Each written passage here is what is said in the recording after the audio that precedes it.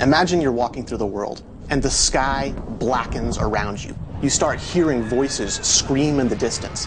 That's when you know a zone-wide event's coming.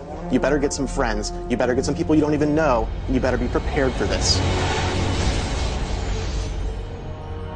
One of the most exciting things about Rift is that in addition to all of the static content that people are used to from other games, there's new types of things to do no matter where you go. Whenever you talk about dynamic content, you're talking about individual events that happen throughout the world, but everybody's waiting for that one that ties the entire world together.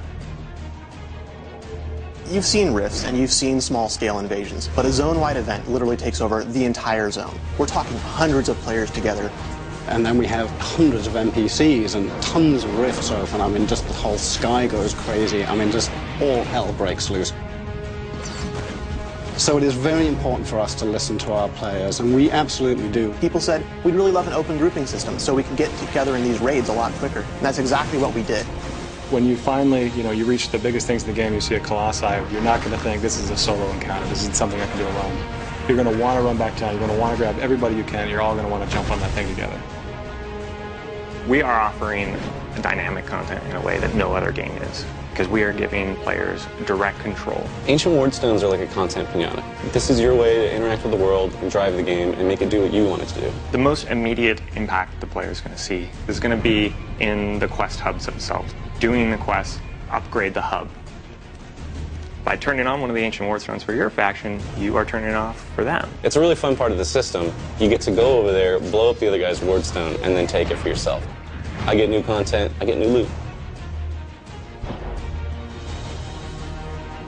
You've hit cap, you've done tons of rifts, you've seen the mechanics of them evolve over time, you've fought back 1,000 invasions and killed every foothold you can see on the map. So what do you do now?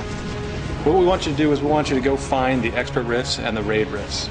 Not only are the rifts bigger themselves, but the types of things and the number of mechanics and objects that we're spawning in, it's just magnified.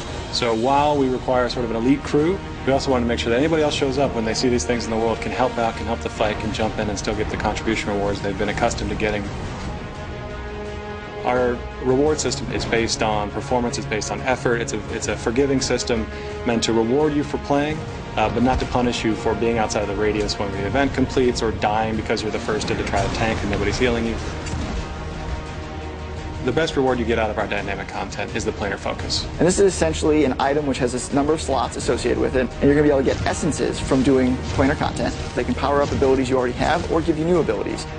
We wanted to put that middle M back into MMO. We're making a AAA MMO here, and we're doing things that nobody else is doing. It's not the world playing itself, it's not interactions between various systems, it's you. So when you take all these new types of things to do, and you put them all together, that's when you know.